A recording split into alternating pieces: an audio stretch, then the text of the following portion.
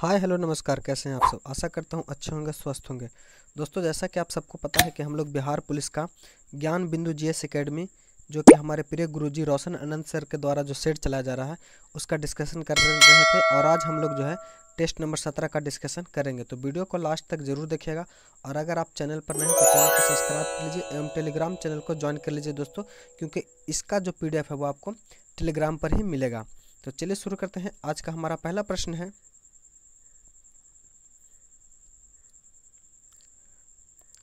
बाल गंगाधर तिलक को किसने अशांति का जनक कहा। तो बाल गंगाधर तिलक को अशांति का जनक जो है वैलेंटाइन सिरोल ने कहा था। किसने? वैलेंटाइन सिरोल ने। ऑप्शन नंबर सी जो हमारा वह सही हो जाएगा।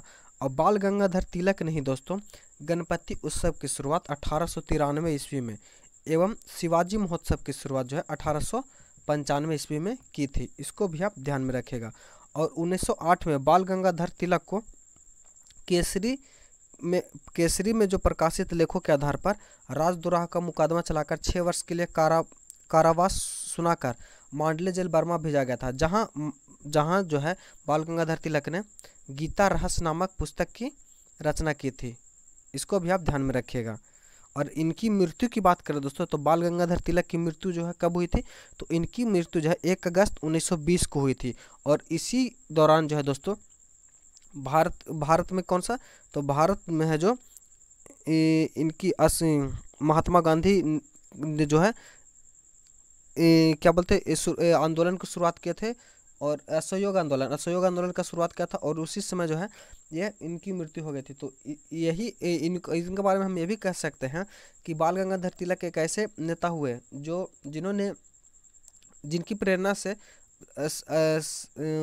जिनकी प्रेरणा से असहयोग आंदोलन का शुरुआत हो, लेकिन उनके परिणाम को वह देख नहीं सके। तो ऑप्शन नंबर सी जो हमारा वह सही हो जाएगा। बात कर ले लॉर्ड कर्जन की, तो लॉर्ड कर्जन का संबंध जो दोस्तों यह किससे? तो यह 1905 में इन्होंने बंगाल का विभाजन किया था, इसीलिए लॉर्ड कर्जन को जाना जाता है। लॉर्ड कर्जन के बारे में एक बात हम लोग और जान लेते हैं।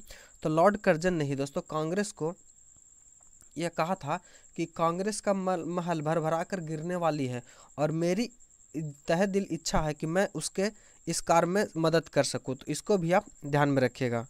हेनरी कॉटन के बारे में, तो हेनरी कॉटन के बारे में दोस्तों आप लोग कमेंट करके बताइए। अगला है हमारा प्रश्न, world wild life and WWF का प्रतीक कौन सा जानवर है? तो WWF का जो प्रतीक चिन्ह है दोस्तों वह जॉइंट पांडा है। क्या? जॉइंट पांडा। ऑप्शन नंबर बी जो हमारा वह सही हो जाएगा।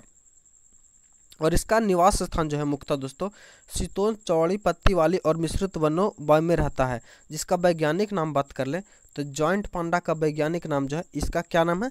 तो जॉइंट पांडा का वैज्ञानिक नाम जो है एल्यूरोपोडा मिनुलोमिया है। क्या? एल्यूरोपोडा मिनुलोमिया। हॉर्नबिल की बात कर ले दोस्तों, तो हॉर्नबिल एक पक्षी है। इसी के उपलक्ष्य में नागालैंड में हॉर्नबिल त्यौहार भी मनाया जाता है। इसको भी आप ध्यान में रखिएगा। अगला प्रश्न हमारा, संविधान के अंतर्गत मूल अधिकारों का संरक्षक कौन है? तो संविधान के अंतर्गत मूल अधिकारों का संरक्षक जो है वो सर्वोच्च न्यायालय है। कौन? सर्वोच्च न्यायालय। ऑप्शन नंबर सी जो हमारा वह सही हो जाएगा। और भारतीय संविधान के अनुच्छेद 32 में उच्च न्यायालय जो है दोस्तों ये 5 प्रकार के रिट जारी करता है। क्या? 5 प्रकार के रिट जारी करता है। इसको भी आप ध्यान में रखिएगा। और 226 के अनुसार दोस्तों कौन रिट जारी करता है? 226 के अनुसार जो है उच्च न्यायालय जो है रिट जारी करता है। इसको भी आप ध्यान में रखिएगा। बात कर ले दोस्तों राष्ट्रपति की, तो राष्ट्रपति भारत का प्रथम नागरिक होता है एवं तीनों सेनाओं का प्रमुख होता है। वहीं दोस्तों बात कर ले संसद की, तो संसद की चर्चा किस अनुच्छेद में है ये आप लोग कमेंट करें। अगला प्रश्न हमारा, पुरुष में मरकरी के विषाक्तता में कौन सा रोग होता है? तो पुरुष में मरकरी यानी पारे की विषाक्तता से जो वह रोग होता है वह मिनी माता रोग होता है। क्या? मिनी माता रोग। ऑप्शन नंबर सी जो हमारा वह सही हो जाएगा। इटाई रोग किस कारण से होता है दोस्तों? तो इटाई जो है दोस्तों कैडमियम की अधिकता से होता है। किससे? कैडमियम की अधिकता से। वहीं दोस्तों बात कर लें ब्लैक फुट किसकी मतलब अधिकता से होता है? तो ब्लैक फुट जो दोस्तों आर्सेनिक की अधिकता, जब शरीर में आर्सेनिक की मात्रा बढ़ जाती है तब ब्लैक फुट नामक बीमारी होता है। वहीं दोस्तों बात कर ले एरसोनिक्सिस, ये क्या है? एर्सोनिक्स बीमारी किस कारण से होता है, ये आप लोग कमेंट करके बताइए। अगला प्रश्न हमारा, बंद अर्थव्यवस्था होती है तो बंद अर्थव्यवस्था क्या होती है? तो बंद अर्थव्यवस्था एक ऐसी अर्थव्यवस्था होती है जो अन्य देशों के साथ व्यापार नहीं करती है। ऐसी अर्थव्यवस्था में ना कोई आयात होता है और ना ही निर्यात और ना ही पूंजी का प्रवाह होता है। इसके अनुसार हम देखेंगे दोस्तों, तो इसका आंसर जो हमारा हो जाएगा वह ऑप्शन नंबर बी, जो अन्य देशों के साथ व्यापार नहीं करता है। ऑप्शन नंबर बी जो हमारा वह सही हो जाएगा। बंद अर्थव्यवस्था का उदाहरण कौन सा देश है दोस्तों? तो वर्तमान में बंद अर्थव्यवस्था का कोई भी उदाहरण देश नहीं है। इससे पहले नॉर्थ कोरिया था, लेकिन उसने भी अभी जो है ये अपनी अर्थव्यवस्था को खोल दिया है। अगला प्रश्न है, नीचे 4 वाक्यों में 3 त्रुटिपूर्ण है, त्रुटि रहित वाक्य छांटकर उसे चिन्हित करें। तो पहला हमारा, जब तक मैं न जाऊं उस समय तब तुम पढ़ते रहना। यह भी है दोस्तों, यह जो है दोस्तों इसमें जो है तो और चारों को पढ़ेंगे तो ऑप्शन नंबर डी जो हमारा, जब तक मैं ना आऊं तब तक तुम पढ़ते रहना ही है जो हमारा वह सही हो जाएगा। अगला प्रश्न है, नीचे दिए गए मुहावरे के सही अर्थ का चयन कीजिए। तो मुंह से फूल झड़ना, तो मुंह से फूल झड़ने मुहावरे का सही अर्थ होता है क्या? मीठा बोलना। क्या? मीठा बोलना। ऑप्शन नंबर सी जो हमारा वह सही हो जाएगा। अगला प्रश्न है, सियाचिन हिमनद स्थित है। तो सियाचिन हिमनद जो दोस्तों यह काराकोरम श्रेणी में है। किसमें? काराकोरम श्रेणी में स्थित है। ऑप्शन नंबर सी जो हमारा वह सही हो जाएगा। और यह जो दोस्तों ट्रांस हिमालय की सबसे उत्तरी श्रेणी जो है यह काराकोरम श्रेणी है। इसको भी आप ध्यान में रखिएगा। विद्युत शक्ति का एसआई मात्रक क्या होता है?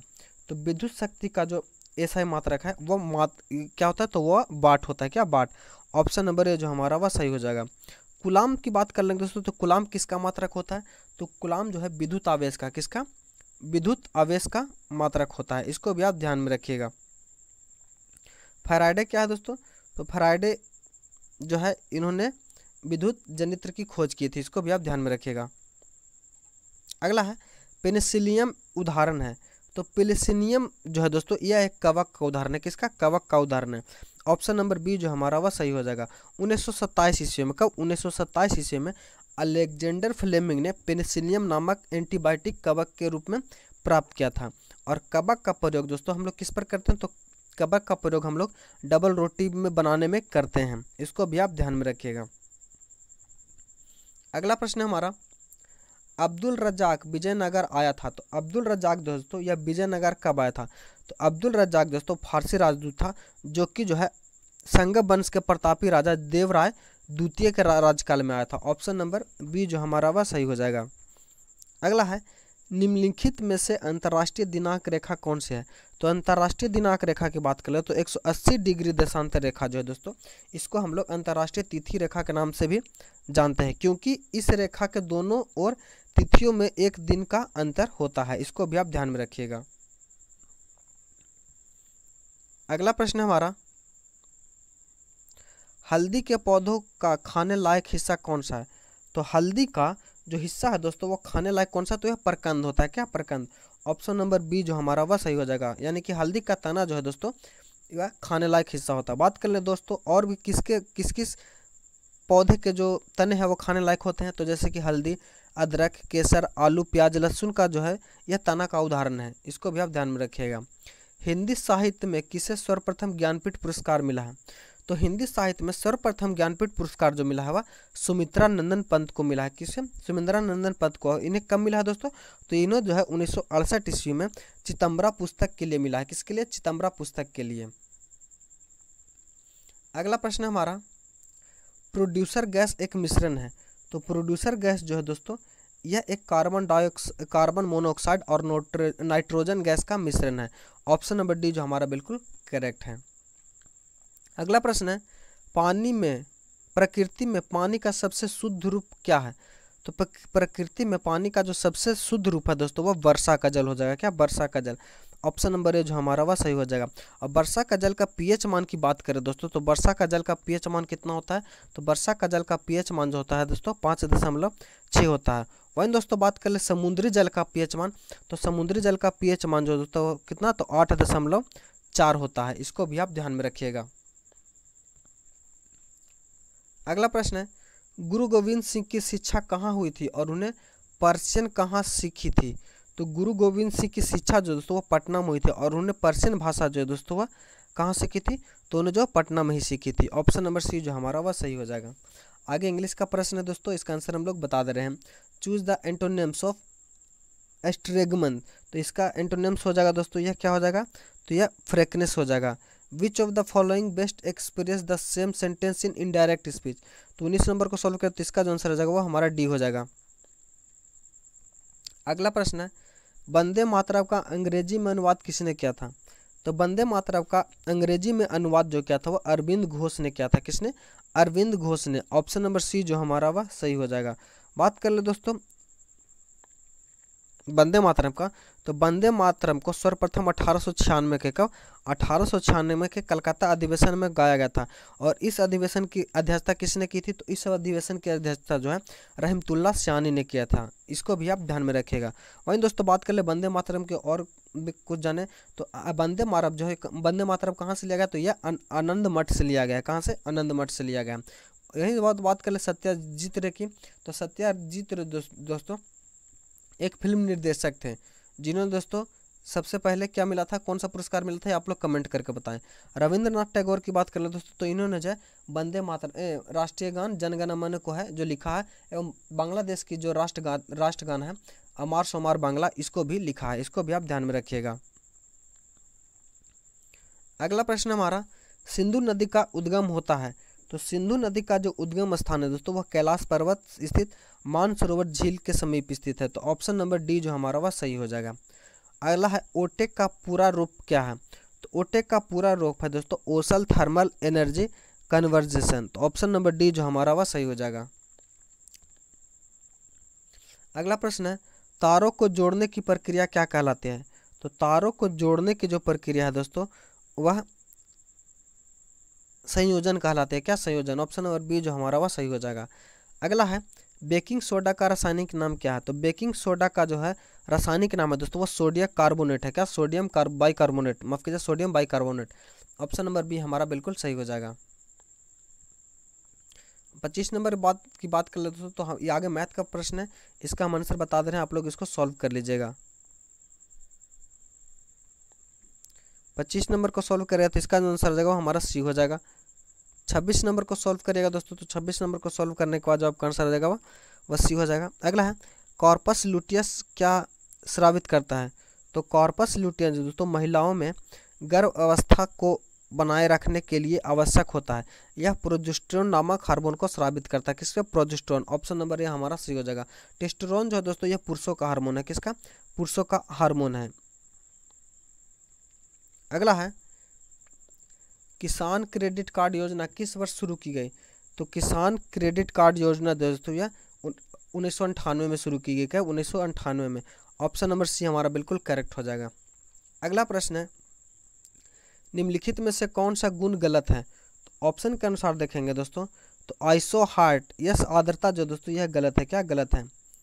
आइसो हार्ट जो दोस्तों यह वर्षा का घटक है। किसका? वर्षा का घटक है। ऑप्शन नंबर यही जो हमारा वह सही हो जाएगा। अगला प्रश्न है, एमनेस्टी इंटरनेशनल क्या है? तो एमनेस्टी इंटरनेशनल जो तो एक अंतर्राष्ट्रीय संस्था है जो अपना उद्देश्य मानवीय मूल्यों एवं मानवीय स्वतंत्रता को बचाने एवं भेदभाव मिटाने के लिए करता है। तो ऑप्शन के अनुसार देखेंगे तो ऑप्शन नंबर सी जो हमारा वह सही हो जाएगा। अगला है, इनमें से किसने द्वितीय गोलमेज सम्मेलन में भाग नहीं लिया था? तो ऑप्शन के अनुसार देखेंगे दोस्तों जवाहरलाल नेहरू जो है दोस्तों द्वितीय गोलमेज सम्मेलन में भाग नहीं लिया था। ऑप्शन नंबर डी जो हमारा वह सही हो जाएगा। 32 नंबर को सॉल्व करेगा तो 32 नंबर को सॉल्व करने के बाद जो आपका आंसर आ जाएगा वह 70 रुपये आ जाएगा। वहीं 33 नंबर को सॉल्व करेगा दोस्तों तो इसका जो आंसर आ जाएगा वो हमारा ऑप्शन नंबर डी सही हो जाएगा।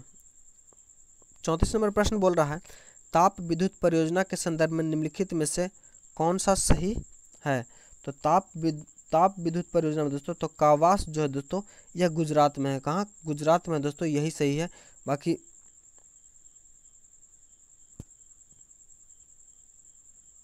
बाकी से दोस्तों बात कर लें, रामागुंडम जो दोस्तों ये कहाँ है, तो ये रामागुंडम जो है ये आंध्र प्रदेश में है। कोरबा जो है दोस्तों, कोरबा जो है छत्तीसगढ़ में है। एवं तलचर जो है दोस्तों ये उड़ीसा में है। कहाँ, तलचर जो है उड़ीसा में, इसको भी आप ध्यान में रखिएगा।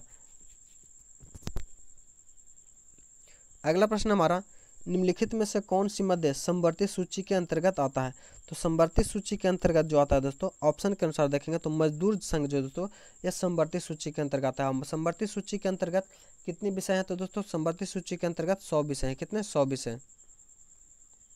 अगला हमारा, लाइपेज द्वारा वसा के जलीय अपघटन मिलता है। तो लाइपेज द्वारा वसा के जलीय विघटन पर वसीय अम्ल और ग्लिसरॉल मिलता है। क्या, वसीय अम्ल और ग्लिसरॉल। ऑप्शन नंबर बी जो हमारा वह सही हो जाएगा। अगला प्रश्न है, सूची 1 और सूची 2 को सम्मिलित कीजिए और सूचियों के नीचे दिए गए कूट का उपयोग कीजिए। 37 नंबर को देखेंगे दोस्तों, तो ऑप्शन नंबर डी जो हमारा वह सही हो जाएगा।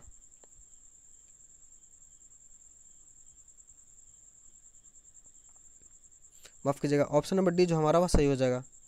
अगला है, कर्क रेखा नहीं गुजरती। तो कर्क रेखा जो दोस्तों ऑप्शन के अनुसार देखेंगे तो कर्क रेखा जो दोस्तों ईरान से नहीं गुजरती। किससे, ईरान से नहीं गुजरती। ऑप्शन नंबर सी जो हमारा वह सही हो जाएगा।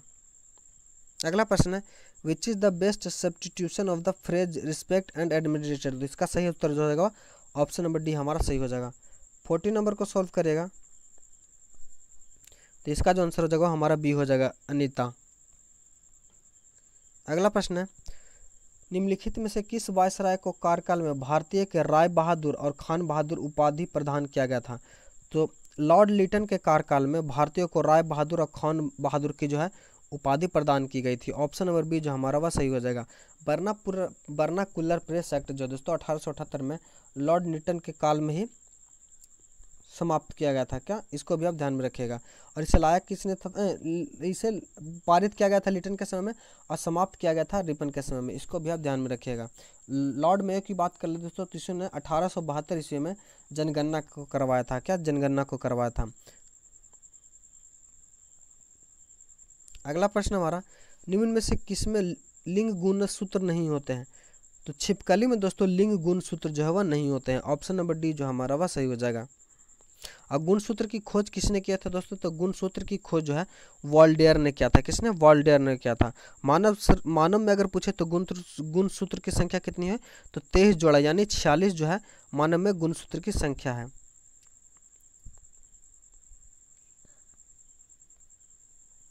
अगला है, गुरुजल क्या है। तो गुरुजल दोस्तों ऑक्सीजन और हैवी हाइड्रोजन का मिश्रण है। क्या, ऑक्सीजन और हैवी हाइड्रोजन का मिश्रण है। ऑप्शन नंबर ए जो हमारा वह सही हो जाएगा। अगला प्रश्न है, संविधान के किस अनुच्छेद के तहत देवनागरी लिपि वाली हिंदी को संघ की राजभाषा के रूप में स्वीकार किया गया है। तो संविधान के अनुच्छेद 343 के तहत देवनागरी लिपि वाली हिंदी की संघ की राजभाषा के रूप में स्वीकार किया गया। तो ऑप्शन नंबर बी जो हमारा वह सही हो जाएगा। 45 नंबर को सॉल्व करेगा तो इसका आंसर हो जाएगा वह डी हो जाएगा। 46 नंबर को सॉल्व करने के बाद जो आपका आंसर आएगा भाई वह ऑप्शन नंबर ए हमारा करेक्ट हो जाएगा। 47 नंबर पर बोल रहा है दोस्तों, निम्नलिखित में से कौन सा यंत्र का प्रयोग आर्द्रता को मापने के लिए किया जाता है। तो आर्द्रता को मापने के लिए हम लोग हाइग्रोमीटर का प्रयोग करते हैं। किसका, हाइग्रोमीटर का प्रयोग, यानी ऑप्शन नंबर बी जो हमारा वह सही हो जाएगा, जिसे हिंदी में अधरमापी कहा जाता है। उत्तर कोरिया तथा दक्षिण कोरिया के बीच रेखा को क्या कहते हैं। तो उत्तर कोरिया एवं दक्षिण कोरिया के बीच की रेखा को 38वीं समांतर रेखा कहते हैं। क्या, 38वीं समांतर रेखा। ऑप्शन नंबर सी जो हमारा वह सही हो जाएगा। बात कर ले दोस्तों रेड क्लिफ रेखा, तो रेड क्लिफ रेखा जो दोस्तों ये भारत और पाकिस्तान के बीच की रेखा है। क्या, भारत और पाकिस्तान की 17वीं समांतर रेखा दोस्तों ये कहाँ के है, तो वियतनाम और दक्षिणी उत्तरी वियतनाम और दक्षिणी वियतनाम के है। वहीं दोस्तों 49वीं समांतर रेखा की बात कर लें तो यह यूएसए और कनाडा के बीच की रेखा है। इसको भी आप ध्यान में रखिएगा। अगला प्रश्न है, सूर्य और पृथ्वी के बीच चंद्रमा कब आता है। तो सूर्य और पृथ्वी के बीच जो चंद्रमा आता है वह सूर्य ग्रहण के समय आता है। कब, सूर्य ग्रहण के समय। ऑप्शन नंबर बी हमारा सही हो जाएगा। बौद्ध धर्म ग्रहण करने वाली पहली महिला कौन थी। तो बौद्ध धर्म ग्रहण करने वाली पहली महिला जो थी वह महाप्रजापति गौतमी थी। कौन, Mahaprajapati Gautami. Option number C जो हमारा वह सही हो जाएगा। और प्रजापति गौतमी नहीं दोस्तों गौतम बुद्ध का लालन पालन किया था। अर्थात हम कह सकते हैं कि गौतम बुद्ध की जो मौसी थी वह महाप्रजापति गौतमी थी। वहीं दोस्तों बात कर लिए यशोधरा की, तो यशोधरा जो दोस्तों ये गौतम बुद्ध की पत्नी हुई थी। इन्हीं के गर्भ से गौतम बुद्ध का पुत्र राहुल का जन्म हुआ था। वहीं दोस्तों बात कर ले महामाया की, तो महामाया कौन थी? तो महामाया जो थी दोस्तों वह गौतम बुद्ध की कौन थी, ये आप लोग कमेंट करके बताइए। अगला प्रश्न है, निश्चित ताप पर किस गैस के लिए दिए गए द्रव्यमान का दाब उसके आयतन के प्रतिलोमानुपाती होता है? यह नियम क्या है? तो यह नियम जो है, तो यह नियम क्या कहलाता है? तो यह नियम दोस्तों बॉयल का नियम कहलाता है। क्या? बॉयल का नियम। ऑप्शन नंबर बी जो हमारा वह सही हो जाएगा। 52 नंबर को सॉल्व करेगा तो 52 का जो हमारा आंसर आएगा ए हो जाएगा। 53 का जो सॉल्व करेगा तो इसका जो आंसर हो जाएगा बी हो जाएगा दोस्तों। अगला प्रश्न है, संसद की कार्यवाही सूची में प्रथम विषय होता है? तो संसद की कार्यवाही सूची में जो प्रथम विषय होता है वह प्रश्नकाल होता है। क्या? प्रश्नकाल। 55 नंबर को सॉल्व करेगा तो इसका जो आंसर हो जाएगा वो हमारा 6 सेंटीमीटर आ जाएगा। 56 को सॉल्व करेगा दोस्तों तो 56 को सॉल्व करने के बाद जो आपका आंसर है वह सी आ जाएगा। 57 नंबर है, भारतीय सिविल सेवा ICS में चुने गए पहले भारतीय का नाम क्या है? तो ICS में जो पहले चुने गए भारतीय का नाम है दोस्तों, उनका नाम क्या? सत्येंद्र नाथ टैगोर है। क्या? Satyendra Nath Tagore. Option number C जो हमारा वह सही हो जाएगा। और सत्येंद्र नाथ टैगोर को 1864 ईस्वी में, कब? 1864 ईस्वी में जो है इनको ICS परीक्षा में सफलता मिली थी। कराधान के अधिनियमों का प्रवर्तक था? तो कराधान के अधिनियमों का प्रवर्तक जो था वो तो एडम स्मिथ था। कौन? Adam Smith. सिंधु और ब्रह्मपुत्र नदियां उदाहरण हैं? तो सिंधु और ब्रह्मपुत्र जो नदियां दोस्तों वह पूर्ववर्ती अपवाह का उदाहरण है। क्या? इसका पूर्ववर्ती अपवाह का। ऑप्शन नंबर ये हमारा सही हो जाएगा। अगला प्रश्न है, राज्य के खर्च पर हज की व्यवस्था करने वाला पहला भारतीय शासक कौन था? तो राज्य के खर्च पर हज की व्यवस्था करने वाला पहला भारतीय शासक जो था वह फिरोज शाह तुगलक था। कौन?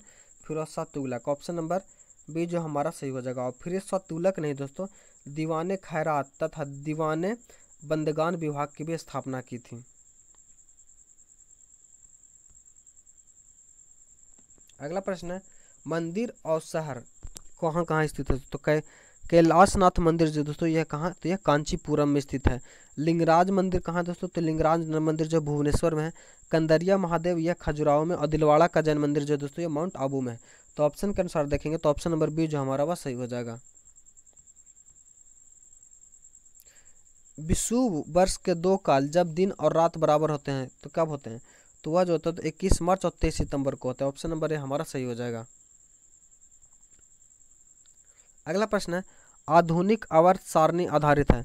तो आधुनिक आवर्त सारणी जो है परमाणु क्रमांक पर आधारित है। किसमें? परमाणु क्रमांक पर।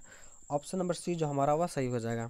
अगला प्रश्न है, किस वर्ष में सर्वप्रथम यूरी गागरिन ने अंतरिक्ष की यात्रा की थी?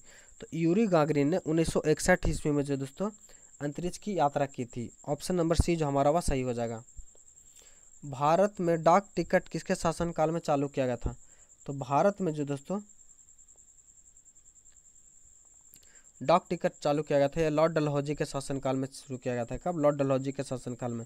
ऑप्शन नंबर डी जो हमारा वह सही हो जाएगा।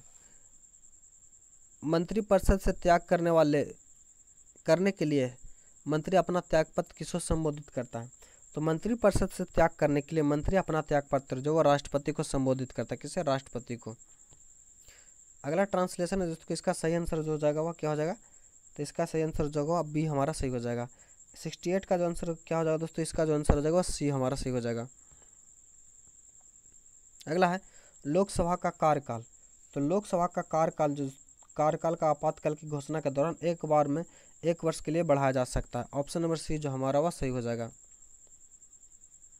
निम्नलिखित में से किस वाक्य में अकर्मक क्रिया है?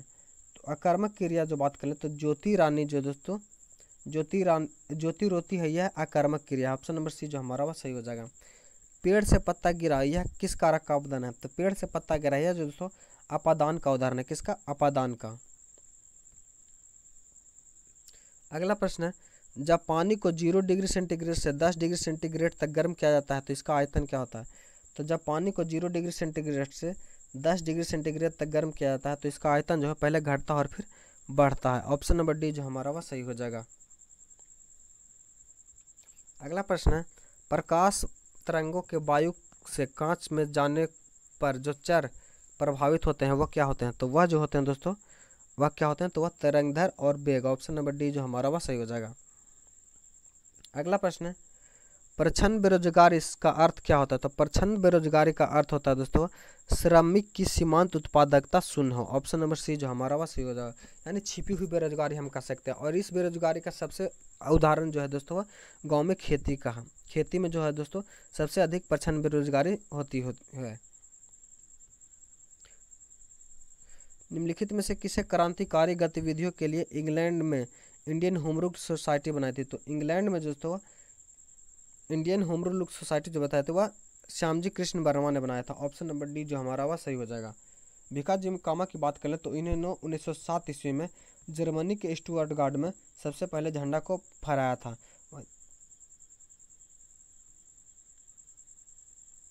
शिकारी देवी अभ्यारण्य किस राज्य में है? तो शिकारी देवी अभ्यारण्य दोस्तों ये हिमाचल प्रदेश में। कहाँ? हिमाचल प्रदेश में। ऑप्शन नंबर बी जो हमारा वह सही हो जाएगा। क्रेब्स चक्र में निम्नलिखित में से किसका संश्लेषण होता है? तो क्रेब्स चक्र में पायरुविक अम्ल का संश्लेषण होता है। किसका? पायरुविक अम्ल का। सूची 1 और सूची 2 को मिलाना है दोस्तों। तो जो ज्योतिबा फुले दोस्तों इन्होंने है अखिल भारतीय हरिजन, तो अखिल भारतीय हरिजन संघ की जो स्थापना है वो महात्मा गांधी ने किया है। किसने? महात्मा गांधी ने। अखिल भारतीय दलित वर्ग संघ की, तो दलित वर्ग संघ की जो है भीमराव अंबेडकर ने। सत्यशोधक समाज के ज्योतिबा फुले ने एवं आत्मसम्मान आंदोलन को स्वामी अयंगर ने। तो ऑप्शन के अनुसार देखेंगे दोस्तों तो हमारा क्या हो जाएगा? 1 का 3 3 4 1 2 3 4 1 2, तो 3 4 1 2 देखेंगे दोस्तों 3, माफ कीजिएगा, तो इसका जो सही आंसर हो जाएगा वह ऑप्शन नंबर हमारा 2 4 1 3 दोस्तों। सॉरी। अगला है, लोकहित मुकदमे की संकल्पना का प्रारंभ क्या हुआ था?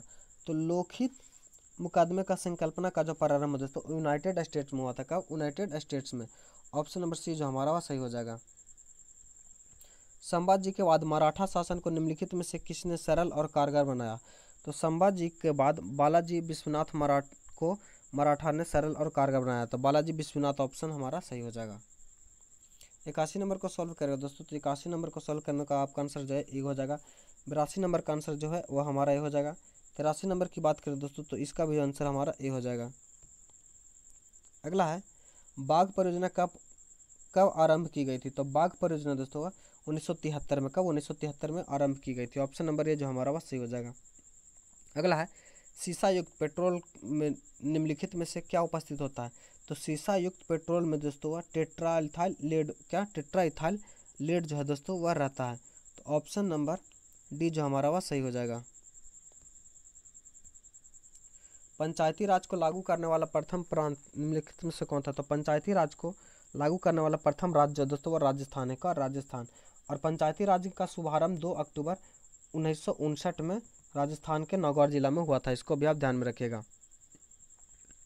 एमनेस्टी इंटरनेशनल ने शांति पुरस्कार कब जीता था? तो एमनेस्टी इंटरनेशनल दोस्तों नोबेल का जो शांति पुरस्कार है वह 1977 में जीता था। कब? 1977 में। चंगेज खान के अधिक मंगोलों ने भारत पर आक्रमण किया था। तो मंगोल नेता चंगेज खान ने भारत की उत्तरी पश्चिमी सीमा पर इल्तुतमिश के समय जो है वह कब्जा किया था। ऑप्शन नंबर सी जो हमारा वह सही हो जाएगा। अगला प्रश्न है, निम्नलिखित में से कौन सा अवशिष्ट पर्वत का उदाहरण है? तो ऑप्शन के अनुसार देखेंगे तो अरावली जो दोस्तों ये अवशिष्ट पर्वत का उदाहरण है। सोडियम क्लोराइड में क्या होता है? तो सोडियम क्लोराइड में दोस्तों वह क्या होता है? तो यह NaCl में विद्युत संयोजी का बंध होता है। ऑप्शन नंबर बी हमारा सही हो जाएगा। कांगो प्रजातंत्रिक गणराज्य का प्रारंभिक नाम क्या था? तो कांगो प्रजातंत्रिक का प्रारंभिक नाम जो था वह जायरे था। क्या? जायरे। ऑप्शन नंबर डी हमारा सही हो जाएगा। अगला है, देश के निम्नलिखित प्रमुख नदियों और उनके सही जोड़ा मिलाइए। तो सतलज का दोस्तों ये कहाँ से निकलती है? राकस साल से निकलती है। झेलम जो दोस्तों यह शेषनाग झील से निकलती है। कावेरी कहाँ से निकलती है? तो कावेरी, ब्रह्मगिरी एवं नर्मदा जो दोस्तों अमरकंटक में। तो ऑप्शन नंबर 3 3 4 1 2 3 4 1 2, तो ऑप्शन नंबर ए जो हमारा वह सही हो जाएगा। मानचित्र पर सागर की लवणता को दर्शाया जाता है। तो मानचित्र पर सागर की लवणता को आइसोहेलेन से दर्शाया जाता है। किससे? आइसोहेलाइन से। ऑप्शन नंबर बी जो हमारा वह सही हो जाएगा। 93 नंबर को सॉल्व करेगा तो इसका जो आंसर आ जाएगा वह बी आ जाएगा। 94 को सॉल्व करेगा दोस्तों, तो 94 को सॉल्व करने के बाद जो आपका आंसर आ जाएगा वह ई हो जाएगा। 95 है, पूर्ति अपनी मांग स्वयं निर्धारित कर लेती है, यह युक्ति किसकी है?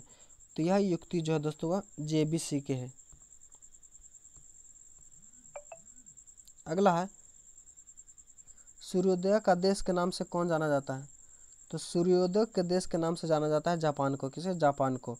ऑप्शन नंबर ए जो हमारा वह सही हो बी जो हमारा वह सही हो जाएगा।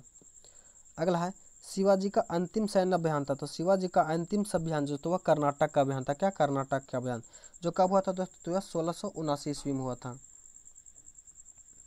अगला प्रश्न हमारा, निम्नलिखित में से किसमें विटामिन सी की मात्रा सर्वाधिक होती है? तो विटामिन सी की जो सर्वाधिक मात्रा होती है वह संतरे में होती है। किसमें? संतरे में। स्वर्ण कलम पुरस्कार संबंधित है। तो स्वर्ण कलम पुरस्कार जो दोस्तों वह फिल्म से संबंधित है। किससे? फिल्म से। अगला है, समय में कौन सा विशेषण है? तो समय में जो है दोस्तों वह हमारा सामयिक विशेषण। ऑप्शन नंबर ए जो हमारा वह सही हो जाएगा। आशा करता हूँ वीडियो आपको अच्छा लगा होगा। अगर चैनल पर नए हैं तो चैनल को सब्सक्राइब कर लीजिए एवं टेलीग्राम चैनल को ज्वाइन कर लीजिए दोस्तों। और वीडियो अगर अच्छा लगे तो लाइक जरूर कीजिए। मिलते हैं अगले वीडियो में, तब तक के लिए धन्यवाद। जय हिंद।